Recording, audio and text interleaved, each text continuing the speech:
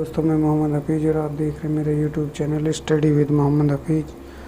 आज मैं आपको बताऊंगा सल्तनत कालीन चित्रकला के बारे में।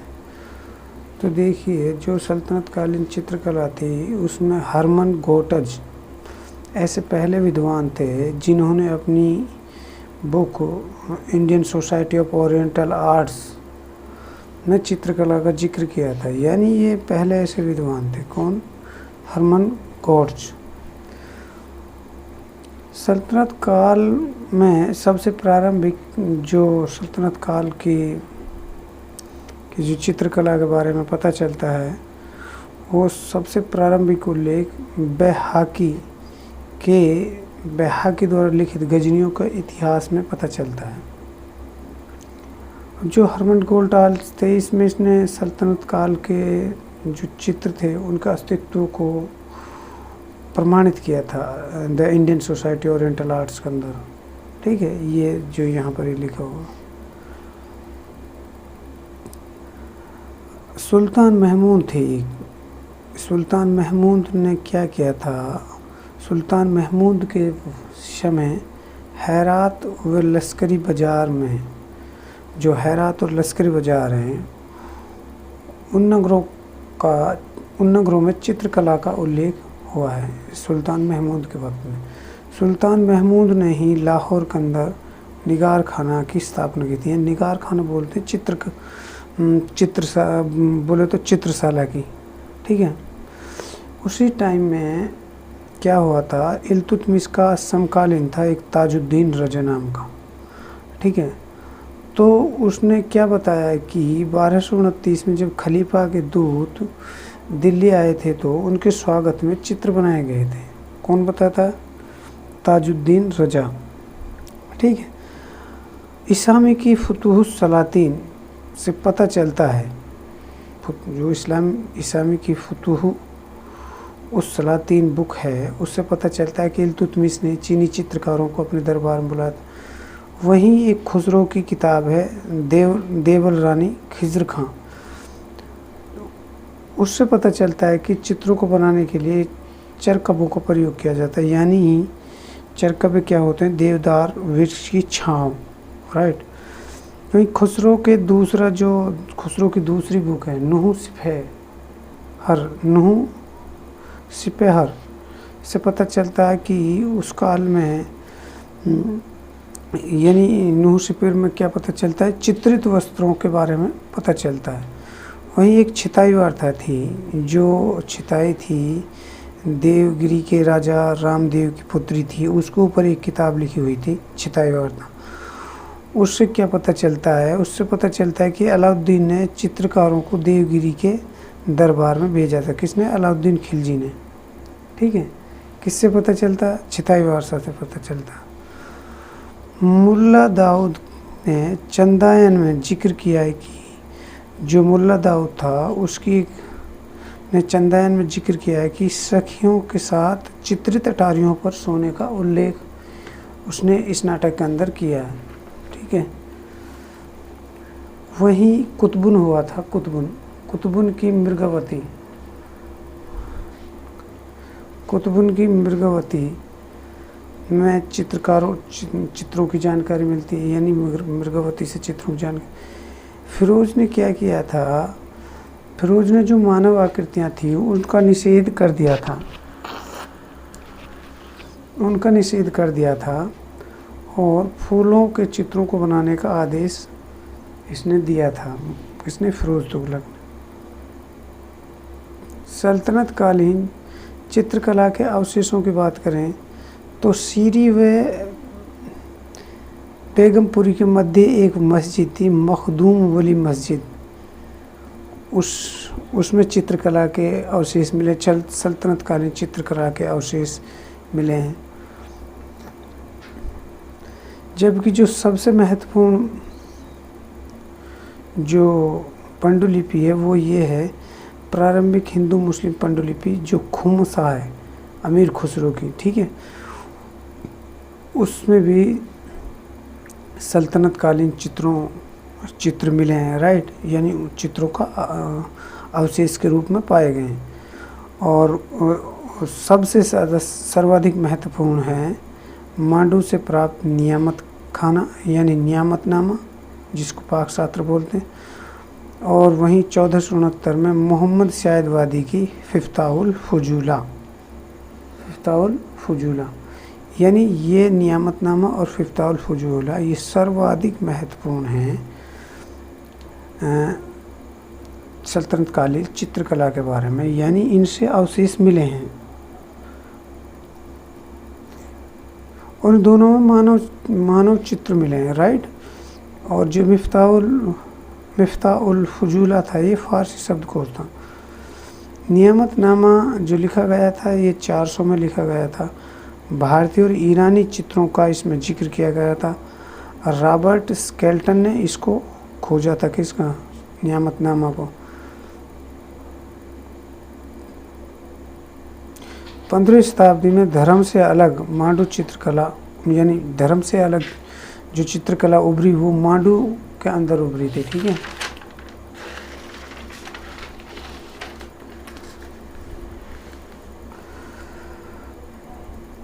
मांडू में ही 1502 के अंदर हाजी महमूद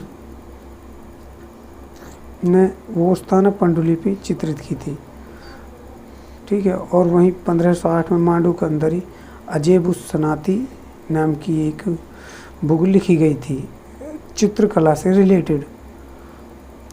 लोअर चंदा चोर पंचासिका ये सल्तनत की अंतिम कलात्मक की सूचक है और इसमें लघु चित्रों को इसमें शामिल किया गया है, यानी जो छोटे छोटे चित्र थे उनका ये समूह है, राइट। क्या, लोअर चंदा चोर पंचिका, ठीक है, ये इम्पोर्टेंट है, राइट। अगर बात करें हम स्थापत्य कला की, तो स्थापत्य कला के अंदर क्या है, सल्तनत युग की स्थापत्य कला को जॉन मार्शल ने हिंदू इस्लामिक स्थापत्य कला में बांटा है। यानी जो भारतीय स्थापत्य कला है उसमें क्षैतिज शैली का प्रयोग होता था और इस्लामिक स्थापत्य में मेहराबी शैली का प्रयोग होता था।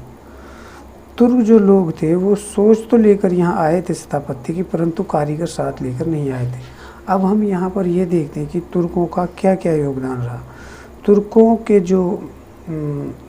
के जो मकबरे थे या तुर्कों की जो इमारत थी उनमें मेहराब व गुंबदों की प्रधानता देखने को मिलती है, यानी ये मेहराब और गुंबदों का ज़्यादा प्रयोग करते थे। अब ये लोग चूना के साथ राबिस प्लस सुरखा का प्रयोग करने लगे थे, जबकि उससे पहले जो भारतीय थे वो मिट्टी, ईंट और भूसा का प्रयोग इमारत बनाने के लिए करते थे। अरबों ने ये अरबों की खुद की जो ये स्थापत्य शैली थी अरबों की नहीं थी, उन्होंने ये वेजिंतीनिया से ग्रहण की थी और सर्वप्रथम इस प्रकार के गुम्बद और मेहराब रोम के अंदर मिले थे देखने के लिए, ठीक है। रोम के अंदर, अरबों की अपनी नहीं थी ये कला। डाट पत्थर की एक कला थी, यानी पहले ये भारतीय इसको पहले से जानते थे, यानी गुप्त काल में देखने को मिली है, राइट। छोटी नाल, इसका प्रयोग खिलजियों ने किया था अलाई दरवाजे के अंदर, राइट। छज्जों का प्रयोग सबसे पहले कुतुब मीनार ने किया, यानी पहले तुर्क थे। तुर्कों की शैलियों की बात करें तो तुर्कों ने अरबक, स्क्रीच, कुप्र शैलियों का प्रयोग किया था। किन्होंने तुर्कों ने घंटी, स्वास्तिक और कमल आदि हिंदू प्रतीकों का भी खूब प्रयोग किया था। फिरोज ने कमल का सर्वाधिक प्रयोग किया था। तुगलक व लोधियों ने भी चौकोर व अष्टभुजाकार मकबरों का निर्माण किया था। ममलुक शैली की बात करें तो 1206 से 1290 तक, ऐबक से केकुबाबाग तक, ये इसकी शैली को इसमें शामिल किया जाता है ममलुक शैली के अंदर।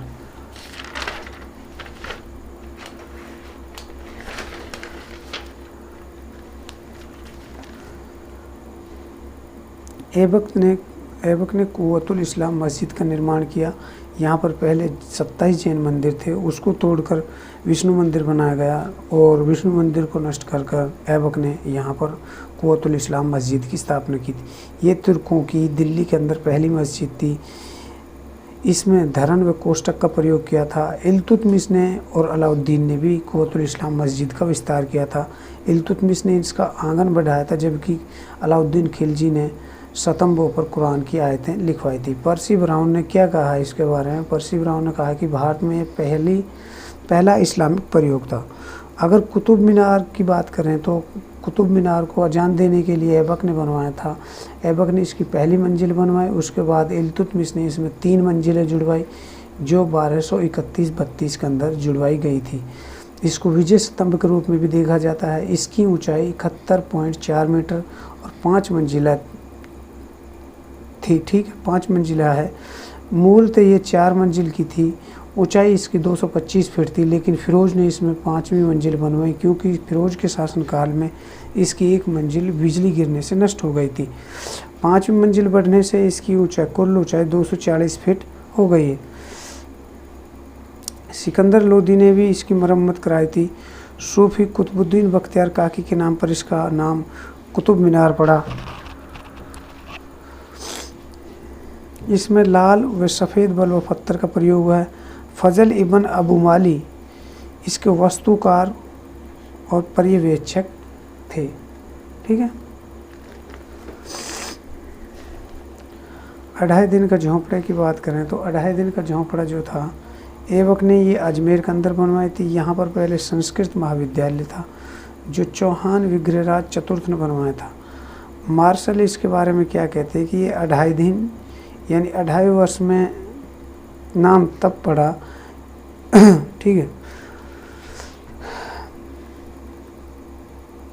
कुछ इतिहासकार कह रहे हैं कि मराठों ने विजय के बाद यहाँ 2.5 दिन उत्सव मनाया था, इसलिए इसका नाम 2.5 दिन का झोंपड़ा पड़ा। अब बात करते हैं हम इल्तुतमिश की। इल्तुतमिश ने सुल्तानगढ़ी का निर्माण कराया। सुल्तानगढ़ी जो था ये इसके पुत्र नसरुद्दीन का मकबरा था। ठीक है, मलकपुरा के अंदर 1231 में बना था। अतारकिन का दरवाज़ा जिसको सिंह द्वार भी कहते हैं, जोधपुर के नागौर में इन्होंने बनवाया।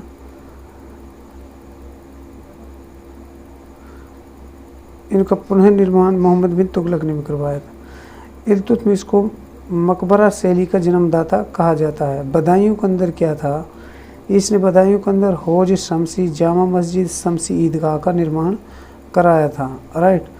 कुव्वतुल इस्लाम मस्जिद के समीप लाल पत्थरों से बने मकबरे का निर्माण भी इन्होंने करवाया जो चौकोर भवन था और हिंदू मुस्लिम शैलियों का मिश्रण था। अगर बात करें बलबन की तो बलबन ने लाल महल का निर्माण करवाया और स्वयं के मकबरे का निर्माण भी करवाया। लाल महल अलाउद्दीन खिलजी और मोहम्मद बिन तुगलक का अभिषेक लाल महल के अंदर हुआ था। जो स्वयं का इसका मकबरा था बलबन का, वो शुद्ध इस्लामिक शैली का पहला मकबरा था। ठीक है। लाल महल किला पिथौरा के पास था। इल्तुतमिश के केसर सफ़ेद व शहद महल को भी इन्होंने बनवाया और इन्होंने दारुल अमन भी बनवाए जहाँ पर कई समाधियाँ थी। ठीक है। किसने? बलबन ने।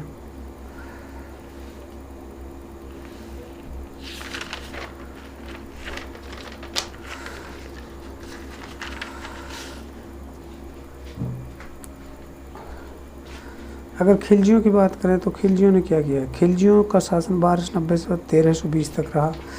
कैकुकाबाद के किलखोरी महल को जलालुद्दीन खिलजी ने पूरा किया था। अलाउद्दीन खिलजी ने 17,000 शिल्पकारों को इमारत निर्माण के लिए रखा था। सीरी यह अलाउद्दीन खिलजी ने 1303 में बसाया। दिल्ली के 7 नगरों में से ये दूसरा नगर था। यहीं पर इन्होंने वृत्ताकार अलाई किला का निर्माण कराया जिसे कुस्क सीरी भी कहते हैं, यानी अलाई किला या कुस्क सीरी भी कहते हैं। बर्नी ने इसे शहर ए नौ यानी नवनगर कहा है। वहीं आगे देखें तो अलाई दरवाज़ा की बात करें तो ये कुव्वतुल इस्लाम मस्जिद का प्रवेश द्वार था। 1311 में ये बना। बलवा प्लस संगमरमर पत्थर का इसमें इस्तेमाल हुआ है। वहीं इस्लामी वास्तुकला का इसको रतन कहा जाता है। किसको? अलाई दरवाज़ा को। मार्शल ने इसको सुंदर नग कहा है। इसमें एक गुम्मदी भी है। वैज्ञानिक विधि से बना ये पहला गुम्मद था। घोड़े की नाल की आकृति के मेहराब सर्वप्रथम अलाई दरवाजे के अंदर प्रयोग हुए। जमियत खाना मस्जिद भी अलाउद्दीन खिलजी ने बनवाई। ये निजामुद्दीन औलिया मकबरे के पास है। अलाउद्दीन ने इस्लामिक विधि की ये पहली क्या है मस्जिद, लेकिन इसमें अपवाद ये है कि इसके कोनों पर कमल का प्रयोग किया गया है। इसमें अर्धवृत्ताकार मेहराबों का प्रयोग हुआ है कि इसमें जमियत खाना मस्जिद में। इसका अतिरिक्त अलाउद्दीन ने चित्तौड़ में गंभीरी नदी पर पुल बनवाया था। सीरी के अंदर इन्होंने 1000 सितून बनवाया। 70 एकड़ में हौज ए अलाई या हौज खास का निर्माण करवाया। ऊखा या ऊखा मस्जिद का निर्माण मुबारक खिलजी ने करवाया, भरतपुर के अंदर, जो राजस्थान में है। अगर तुगलक स्थापत्य कला की विशेषता देखें तो इनकी इमारतों में सादगी देखने को मिलती है। इन्होंने सस्ते व धूसर पत्थर का प्रयोग किया है। निप्रवण विधि का इन्होंने इमारतों में प्रयोग किया है, यानी ये ढलवा दीवारें बोलते हैं इसको, ढलवा दीवार होती हैं। इसको सलामी स्थापत्य भी कहा जाता है। गियासुद्दीन व मोहम्मद बिन तुगलक ने इसका प्रयोग किया है निप्रवण विधि का, लेकिन फिरोज तुगलक ने कहीं भी इसका प्रयोग नहीं किया। मेहराबों लिटन यानी सरदल और सहतीर यानी धरन का जानबूझकर समन्वय किया गया है। कहाँ? तुगलक स्थापत्य कला में। इसको आगे लोधियों ने भी अपनाया था इस शैली को। इसका प्रयोग हौज खास, फिरोज शाह कोटला और फिरोज के मकबरों में प्रयोग किया गया है इसका। ठीक है,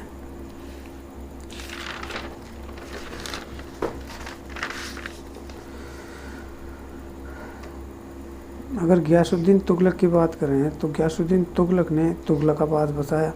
यहाँ पर इन्होंने चतुर्भुजीय मकबरे बनवाए, महल बनवाए। ठीक है, और तुगलकाबाद दिल्ली का तीसरा शहर है। इसका पार्श्व 2000 मीटर है। गियासुद्दीन का महल चमकता है यहाँ पर जो बना हुआ है। किला बंद शहर था ये। ठीक है, पानीपत की विजय के बाद बाबर ने भी यहाँ पर शिविर जमाया था। ठीक है, गियासुद्दीन के मकबरा की बात करें तो इसने यहाँ पर एक चतुर्भुज चबूतरे पर एक मकबरा बनाया जो किला स्वरूपी दिखता है। किला पंचभुजीय और कृत्रिम झील के बीच में है।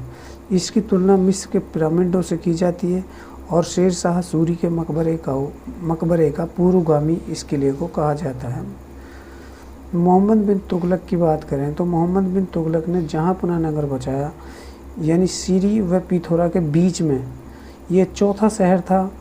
यहाँ पर इन्होंने बेगमपुर मस्जिद और 1375 में खिरकी मस्जिद को फिरोज शाह तुगलक ने बनवाया था। जहाँपना नगर प्रथम व द्वितीय नगर को जोड़ता है। यहाँ पर सतपुरा बांध और विजय मंडल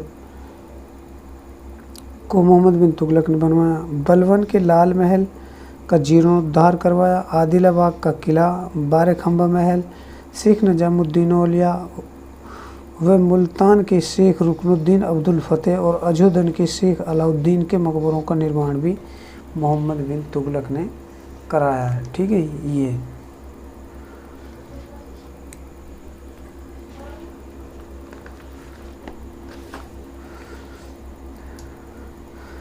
फिरोज शाह तुगलक ने किया। ये भवन निर्माताओं को राजा कहा है। इन्होंने 300 नगर, 160 कुएं, 5 नहरें, 5 अस्पताल, 100 कब्रें, 100 पुलों, 10 स्नानगारों, 1200 बागों व 10 समाधियों का निर्माण कराया। फरिश्ता क्या कहते हैं कि इसका तो ये मुख्य व्यवसाय था। बुर्ज हेल्ग इसकी तुलना रोम के सम्राट आगस्टियस से करते हैं। गाजी मलिक के नियंत्रण में इन्होंने एक पृथक लोक निर्माण विभाग बनाया, यानी PWD बनाया, जिसका नाम था दीवान इमारत, और इसका प्रमुख होता था मीरे इमारत, और इसके अधीन मीरे इमारत के अधीन अनेक सहना होते थे। वहीं पर दीवान इमारत को अफीफ ने इमारत खाना कहा है। पांचवा शहर फिरोजाबाद आज फिरोज शाह कोटला के नाम से जाना जाता है, जिसको फिरोज शाह तुगलक ने ही बनवाया था। ये सीरी के उत्तर में है। शहर 300 शहरों में जौनपुर को इन्होंने 1359 में बताया। फतेहाबाद फतेह खां के नाम पर बताया, जो इसका पुत्र था। इन्होंने हिसार, फिरोजा, फिरोजपुर को अंतिम नगर यानी आखरीनपुर भी कहा जाता है। मालवा मंदिर को तोड़कर इन्होंने मस्जिदें बनवाई। इसने खाना कहा, ये मौलाना सैयद नजमुद्दीन समरकंदी इसके प्रमुख थे, जिसकी इन्होंने खाने कहा बनवाई। कस्बों को आबाद किया। एक नगर तुगलकपुर और दूसरा सालपुर बसाया। हौज खास, शेरगाह एवं मदरसा जो 2 मंजिला था। एक मंजिल पर मेहराब थे और दूसरी मंजिल पर लिटन और सहतीर का प्रयोग इसने किया था। किसके अंदर? हौज खास के अंदर।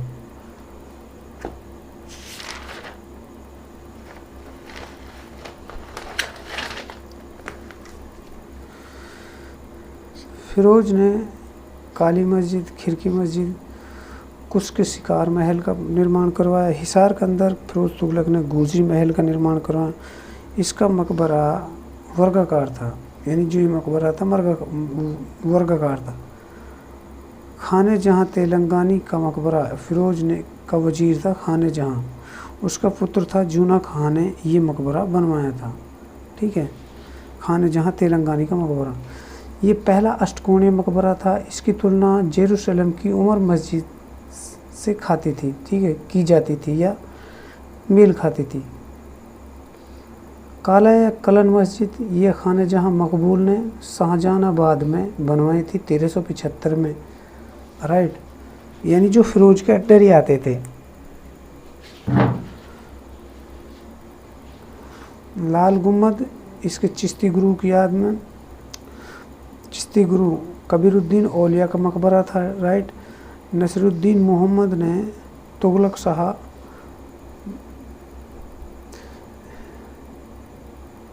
ठीक है, नसरुद्दीन मोहम्मद और तुगलक शाह ने इस खिलजी स्थापत्य कला को जीवित करने का प्रयास किया था। सैयद मुबारक शाह, यानी सैयदों की बात यहाँ पर मुबारक शाह का मकबरा, यानी ये अष्टभुजी है। अलाउद्दीन आलम शाह और मोहम्मद शाह का मकबरा ये अष्टभुजी है, यानी सैयदों के जो मकबरे थे वो अष्टभुजी थे। लोधी स्थापत्य की बात करें हम तो ये दोहरे गुम्बद की बात करते हैं। ये दोहरे गुम्बद वाले बनाए इन्होंने मकबरे। चबूतरे पर वे अष्टकोणीय या वर्गाकार होते थे। परसी ब्राउन मकबरों का काल या सैयद और लोधी काल को मानता है। सिकंदर लोधी ने का मकबरा 1518 में बना, जो अष्टकोणीय था। सर्वप्रथम दोहरे गुम्बद का प्रयोग सिकंदर लोधी के मकबरे में हुआ और इब्राहिम लोधी ने इसको बनवाया था, ठीक है। ये मुग़ल शैली का विकास हुआ। मोठ मस्जिद सिकंदर लोधी ने बनवाई। इसका सिकंदर लोधी के वजीर मियाँ मुआ ने बनवाई। इसमें 5 द्वार थे। इसकी तुलना स्पेन के अलमहरा से की जाती है। 3 गुम्बदों का इसमें 3 गुम्बद है इसके अंदर, ठीक है।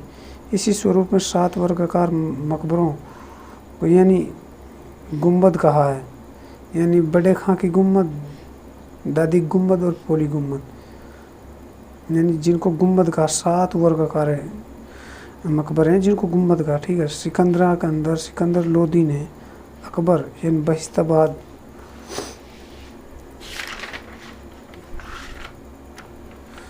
अगर दोस्तों आपको मेरा वीडियो पसंद आया हो तो लाइक करें, शेयर करें, सब्सक्राइब करें। धन्यवाद।